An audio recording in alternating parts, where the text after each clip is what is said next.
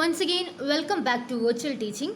നമ്മൾ ഡിസ്കസ് ചെയ്യാൻ പോകുന്നത് ബികോം സെമസ്റ്റർ 3ലെ ഫിനാൻഷ്യൽ മാർക്കറ്റ് ആൻഡ് ഓപ്പറേഷനിലെ ഫസ്റ്റ് മൊഡ്യൂളാണ്. നമ്മുടെ ഫസ്റ്റ് മൊഡ്യൂളാണ് ഇന്ത്യൻ ഫിനാൻഷ്യൽ സിസ്റ്റം. ഈ മൊഡ്യൂളിലെ ഏറ്റവും ഇമ്പോർട്ടൻറ്റ് ക്വസ്റ്റ്യൻസും അതിൻ്റെ ആൻസേഴ്സാണ് നമ്മൾ നോക്കാൻ പോകുന്നത്. ഫസ്റ്റ് ക്വസ്റ്റ്യൻ ആണ്, what is money market and state popular money market instruments in India? So what is money market?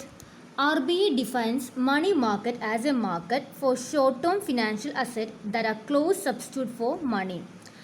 Short-term financial അസറ്റിന് വേണ്ടിയുള്ള ഒരു മാർക്കറ്റാണ് മണി മാർക്കറ്റ് എന്നത്.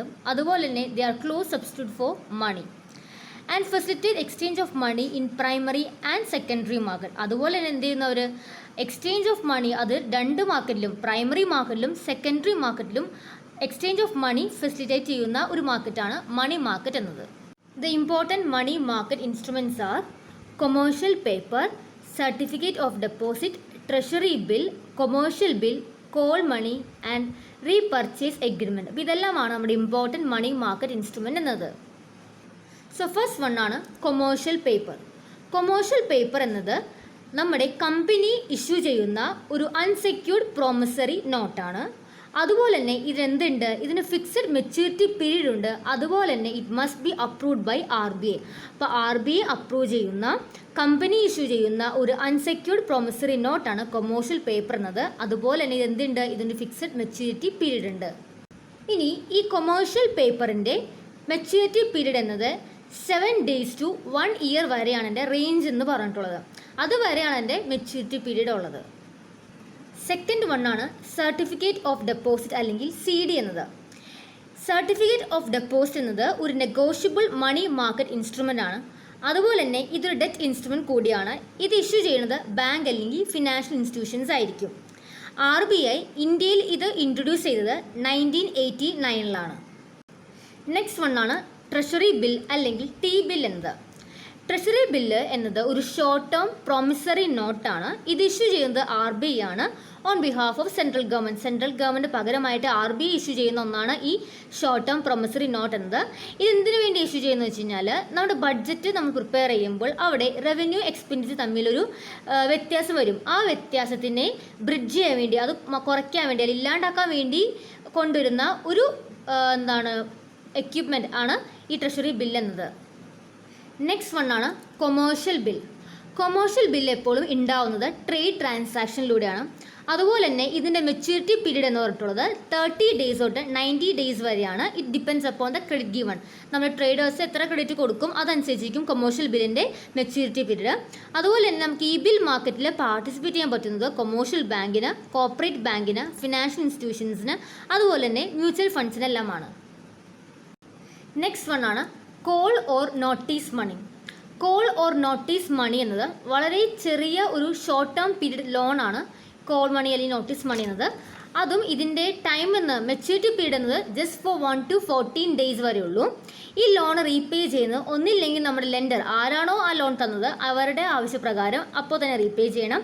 അല്ലെങ്കിൽ ബോറോവന് എപ്പോൾ കാശ് കൈ കിട്ടുന്നു അപ്പോൾ റീപേ ചെയ്യാം. പക്ഷേ അതിൻ്റെ മെച്യൂരിറ്റി പീരീഡ് ഉള്ളി അപ് ടു 1 to 14 days വരെ ഉള്ളൂ. അതിനുള്ളിൽ തന്നെ അത് കൊടുത്തോളണം. ഈ കോൾ മണിയുടെ വേറെ ടേമാണ് മണി അറ്റ് കോൾ എന്നത്. ഇനി ലാസ്റ്റ് ഇൻസ്ട്രുമെൻ്റ് ആണ് റീപർച്ചേസ് എഗ്രിമെൻറ്റ് അല്ലെങ്കിൽ റീപ്പോസ് എന്ന് പറഞ്ഞിട്ടുള്ളത്. റീപർച്ചേസ് എഗ്രിമെൻ്റ് വേറെ ടേമാണ് റിപ്പോ എന്ന് പറഞ്ഞിട്ടുള്ളത്. എന്ന് വെച്ച് കഴിഞ്ഞാൽ ഇവിടെ സെല്ലർ തൻ്റെ കയ്യിലുള്ള സെക്യൂരിറ്റീസ് എല്ലാം സെയിൽ ചെയ്യും. പക്ഷേ സെയിൽ ചെയ്യുമ്പോൾ ഒരു എഗ്രിമെൻറ്റ് വെച്ചിട്ടുണ്ടാവും. എന്ന് വെച്ച് കഴിഞ്ഞാൽ ഒരു ഫ്യൂച്ചർ ഡേറ്റിൽ ഒരു പ്രീ ഡിറ്റർമൈൻഡ് പ്രൈസിൽ എല്ലാ സെക്യൂരിറ്റീസ് തിരിച്ച് സെല്ലർ ബൈബാക്ക് ചെയ്യും, തിരിച്ച് മേടിക്കും.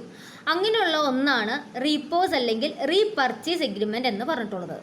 സെക്കൻഡ് ക്വസ്റ്റ്യൻ ആണ്, what is financial system and what are its components? എന്താണ് financial system? Financial system refers to set of activities which facilitate transfer of resources from savers to borrowers. സേവേഴ്സിൽ നിന്ന് ബോറോവേഴ്സിലേക്ക് resource transfer ചെയ്യുന്ന എല്ലാ ആക്ടിവിറ്റീസിനെയും വിളിക്കുന്ന പേരാണ് financial system എന്ന് പറഞ്ഞിട്ടുള്ളത്. Finance system is also known as financial intermediary. അവരെ financial intermediary എന്നും കൂടി വിളിക്കും. കാരണം എന്താണ്, അത് നമ്മുടെ സേവറിനെയും ബോറോവറിനെയും കണക്ട് ചെയ്യുന്ന അല്ലെങ്കിൽ അവർ ബിറ്റ്വീനായിട്ട് ഒരു ഇൻ്റർമീഡിയറി ആയിട്ടൊരു ഫംഗ്ഷനാണ് അവർ പ്ലേ ചെയ്യുന്നത്. അതുകൊണ്ടാണ് ഫിനാൻസ് സിസ്റ്റത്തിൻ്റെ നമ്മൾ ഫിനാൻഷ്യൽ ഇൻ്റർമീഡിയറി എന്നും കൂടി വിളിക്കാൻ കാരണം. ഇനി എന്തെല്ലാമാണ് ഫിനാൻസ് സിസ്റ്റത്തിൻ്റെ കമ്പോണൻസ് നമുക്ക് നോക്കാം. ഇത് വളരെ ഇമ്പോർട്ടൻ്റ് ആണ്. What are the components of financial system? മെയിനായിട്ട് 4 കമ്പോണൻസ് ഉള്ളത്. ഒന്നാമത് ഫിനാൻഷ്യൽ മാർക്കറ്റ്, രണ്ടാമത് ഫിനാൻഷ്യൽ ഇൻസ്ട്രുമെൻറ്റ്സ്, മൂന്നാമത് ഫിനാൻഷ്യൽ ഇൻസ്റ്റിറ്റ്യൂഷൻ, നാലാമത് ഫിനാൻഷ്യൽ സർവീസ്. ഇതിൽ ഫസ്റ്റ് വൺ ആണ് ഫിനാൻഷ്യൽ മാർക്കറ്റ്. ഫിനാൻഷ്യൽ മാർക്കറ്റ് നമുക്ക് രണ്ടായിട്ട് ക്ലാസിഫൈ ചെയ്യാവുന്നതാണ്. They are organised and unorganised market. Organised മാർക്കറ്റിൽ വരുന്നതാണ് നമ്മുടെ ക്യാപിറ്റൽ മാർക്കറ്റും അതുപോലെ തന്നെ മണി മാർക്കറ്റും. ക്യാപിറ്റൽ മാർക്കറ്റ് എന്ന് വെച്ച് കഴിഞ്ഞാൽ ലോങ് ടേം ഫിനാൻഷ്യൽ റിക്വയർമെൻറ്റ് അല്ലെങ്കിൽ ലോങ് ടേം ഫണ്ട്സ് എടുക്കാൻ വേണ്ടി ഉപയോഗിക്കുന്ന മാർക്കറ്റാണ് ക്യാപിറ്റൽ മാർക്കറ്റ് എന്നത്. എന്നാൽ ഷോർട്ട് ടേം ആയിട്ടുള്ള ഫണ്ട്സ് അല്ലെങ്കിൽ ഷോർട്ട് ടേം നേച്ചർ ആയിട്ടുള്ള ഒരു മാർക്കറ്റാണ് മണി മാർക്കറ്റ് എന്ന് പറഞ്ഞിട്ടുള്ളത്. മണി മാർക്കറ്റ് ഇൻസ്ട്രുമെൻറ്റ്സ് പഠിച്ചതൊക്കെയാണ് call money, treasury bill, bill of exchange ഒക്കെ വരുന്നത് നമ്മുടെ മണി മാർക്കറ്റിലാണ്. അതുപോലെ നമ്മുടെ ക്യാപിറ്റൽ മാർക്കറ്റിൽ വരുന്ന ഇൻസ്ട്രുമെൻറ്റ്സ് ആണ് ഇക്വിറ്റി, ഡിബഞ്ചർ, ബോണ്ട്, ഇതെല്ലാം വരുന്നത് ക്യാപിറ്റൽ മാർക്കറ്റിലാണ്. ഇതുപോലെ തന്നെ നമുക്ക് ക്യാപിറ്റൽ മാർക്കറ്റിനെ എഗെയിൻ നമുക്ക് ക്ലാസിഫൈ ചെയ്യാൻ പറ്റും. അതാണ് പ്രൈമറി മാർക്കറ്റും സെക്കൻഡറി മാർക്കറ്റ് എന്നത്. നമ്മുടെ സെക്യൂരിറ്റി ഫസ്റ്റ് ടൈമാണ് മാർക്കറ്റിൽ കൊണ്ടുവരുന്നെങ്കിൽ അങ്ങനെ സെക്യൂരിറ്റീസ് നമ്മൾ ഇഷ്യൂ ചെയ്യുന്നത് പ്രൈമറി മാർക്കറ്റിലും. എന്നാൽ ഇത് ഫസ്റ്റ് ടൈം അല്ല ഇഷ്യൂ ചെയ്യുന്നെങ്കിൽ, നമ്മൾ മോർ ദാൻ 1 ടൈം നമ്മൾ ഇഷ്യൂ ചെയ്ത് കഴിഞ്ഞിട്ടുണ്ടെങ്കിൽ അങ്ങനെയുള്ള സെക്യൂരിറ്റീസ് നമ്മൾ ഇഷ്യൂ ചെയ്യുന്ന മാർക്കറ്റാണ് സെക്കൻഡറി മാർക്കറ്റ് എന്ന് പറഞ്ഞിട്ടുള്ളത്. ഇനി അടുത്ത കാറ്റഗറിയാണ് അൺഓർഗനൈസ്ഡ് ഫിനാൻഷ്യൽ മാർക്കറ്റ്. നമ്മൾ പറഞ്ഞാൽ ഈ ക്യാപിറ്റൽ മാർക്കറ്റും മണി മാർക്കറ്റൊക്കെ വരുന്നത് ഓർഗനൈസ്ഡിലാണ്. അൺഓർഗനൈസ്ഡ് എന്ന് വെച്ചാൽ എന്താണ്, അവിടെ ഒരു കൃത്യമായിട്ടുള്ള ഒരു പ്രൊസീജിയറോ സ്റ്റാൻഡേർഡ് പ്രൊസീജിയർ ഇല്ല. ഇൻട്രസ്റ്റ് റേറ്റ് ഒരു കൃത്യമായിട്ട് ഇൻട്രസ്റ്റ് റേറ്റ് ഒന്നും ഇല്ല. ഭയങ്കര നമ്മളെ വല്ലാണ്ട് ചൂഷണം ചെയ്യുന്ന ഒന്നാണ് ഈ അൺഓർഗനൈസ്ഡ് ഫിനാൻഷ്യൽ മാർക്കറ്റ് എന്നത്. ഇവിടെ കൃത്യമായിട്ട് ഒരു ഫോർമാലിറ്റീസോ പ്രൊസീജിയേഴ്സ് ഒന്നും ഒരു ഫോളോ ചെയ്യില്ല.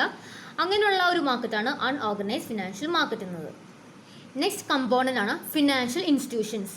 ഫിനാൻഷ്യൽ ഇൻസ്റ്റിറ്റ്യൂഷൻസ് മെയിനായിട്ട് എന്താ ചെയ്യുന്നത്, അവർ സേവിങ്സ് മൊബിലൈസ് ചെയ്യുകയും അതുപോലെ തന്നെ ഇൻഡിവിജ്വൽസിനും ഓർഗനൈസേഷനും കൃത്യമായിട്ട് ക്രെഡിറ്റ് കൊടുക്കുകയും ചെയ്യുന്നു. ഫിനാൻഷ്യൽ ഇൻസ്റ്റിറ്റ്യൂഷൻസ് പറയുമ്പോൾ മെയിനായിട്ട് 3 കാറ്റഗറീസ് വരുന്നത്. ഒന്നാമത്തത് ബാങ്കിങ് ഫിനാൻഷ്യൽ ഇൻസ്റ്റിറ്റ്യൂഷൻസ് അല്ലെങ്കിൽ മോണിറ്ററി ഫിനാൻഷ്യൽ ഇൻസ്റ്റിറ്റ്യൂഷൻസ്, രണ്ടാമത് നോൺ മോണിറ്ററി ഫിനാൻഷ്യൽ ഇൻസ്റ്റിറ്റ്യൂഷൻസ് അല്ലെങ്കിൽ non banking institutions, last one ആണ് സ്പെഷ്യലൈസ്ഡ് ഫിനാൻഷ്യൽ ഇൻസ്റ്റിറ്റ്യൂഷൻസ്. ഇനിയാണ് മോണിറ്ററി ഇൻസ്റ്റിറ്റ്യൂഷൻസ് പറയുമ്പോൾ എന്തൊക്കെ വരും. Monetary institutions include central bank, commercial bank, RRB, cooperative bank, ഇങ്ങനെയുള്ള ബാങ്കിലൊക്കെ വരുന്നത് മോണിറ്ററി ഇൻസ്റ്റിറ്റ്യൂഷൻസിലാണ്.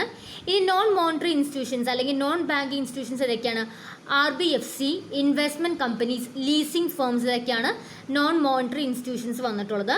ഇനി സ്പെഷ്യലൈസ്ഡ് ഇൻസ്റ്റിറ്റ്യൂഷൻസ് വരുന്നതാണ് state level financial institution like SFC, SIDC, അതുപോലെ തന്നെ industrial development bank, industrial cooperative bank, ഇതെല്ലാമാണ് സ്പെഷ്യലൈസ്ഡ് ഇൻസ്റ്റിറ്റ്യൂഷൻസിൽ വന്നിട്ടുള്ളത്.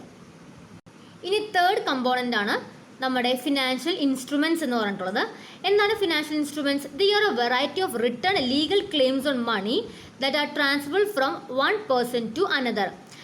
അപ്പോൾ ഫിനാൻഷ്യൽ ഇൻസ്ട്രുമെൻറ്റ്സ് എന്നത് ഒരു റിട്ടേൺ ലീഗൽ ക്ലെയിം ആണ്, claim on money, and it can be നമുക്ക് എന്ത് ചെയ്യാം, ഒരു വ്യക്തിയിൽ നിന്ന് മറ്റൊരു വ്യക്തിയിലേക്ക് അത് ട്രാൻസ്ഫർ ചെയ്യാൻ പറ്റുന്ന അങ്ങനെ ടൈപ്പുള്ള ഒരു ഇൻസ്ട്രുമെൻ്റ് ആണ് ഫിനാൻഷ്യൽ ഇൻസ്ട്രുമെൻ്റ് എന്ന് പറഞ്ഞിട്ടുള്ളത്. നമുക്ക് ഈ ഫിനാൻഷ്യൽ ഇൻസ്ട്രുമെൻറ്റ്സിനെയും അല്ലെങ്കിൽ സെക്യൂരിറ്റീസിനെയും രണ്ടായിട്ട് ക്ലാസിഫൈ ചെയ്യാം. പ്രൈമറി സെക്യൂരിറ്റീസ് അല്ലെങ്കിൽ പ്രൈമറി ഇൻസ്ട്രുമെൻറ്റ്സ് ഉണ്ട്, അതുപോലെ തന്നെ സെക്കൻഡറി നേച്ചർ ഉണ്ട്.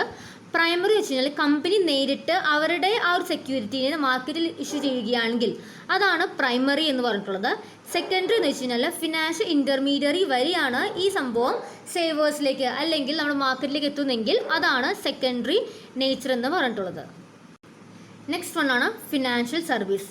ഫിനാൻഷ്യൽ സർവീസ് എന്ന് പറയുമ്പോൾ ഒരു വൈഡ് റേഞ്ച് ഓഫ് ആക്ടിവിറ്റീസ് തന്നെയാണ് ഇൻക്ലൂഡ് ചെയ്യുന്നത്. ലൈക്ക് ഇൻഷുറൻസ് പ്രൊവൈഡ് ചെയ്യുന്നത്, banking, credit services, merchant banking, mutual fund, venture capital financing, leasing, stock broking, അങ്ങനെ കുറേ കാര്യങ്ങൾ, കുറേ ആക്ടിവിറ്റീസിൻ്റെ ഒരു വൈഡ് റേഞ്ചാണ് ഈ ഫിനാൻഷ്യൽ സർവീസ് എന്ന് പറഞ്ഞിട്ടുള്ളത്. അപ്പം ഒരു മണീസ് വർത്തിൻ്റെ സെയിലോ അല്ലെങ്കിൽ മണി തന്നെ വിൽക്കുകയാണെങ്കിൽ അവിടെ ഉണ്ടാവുന്ന ആക്ടിവിറ്റീസ്, അതിൻ്റെ ബെനിഫിറ്റ്സ് കണക്ട് ചെയ്ത് വരുന്ന കുറേ സർവീസുകൾ വിളിക്കുന്ന പേരാണ് ഫിനാൻഷ്യൽ സർവീസ് എന്ന് പറഞ്ഞിട്ടുള്ളത്.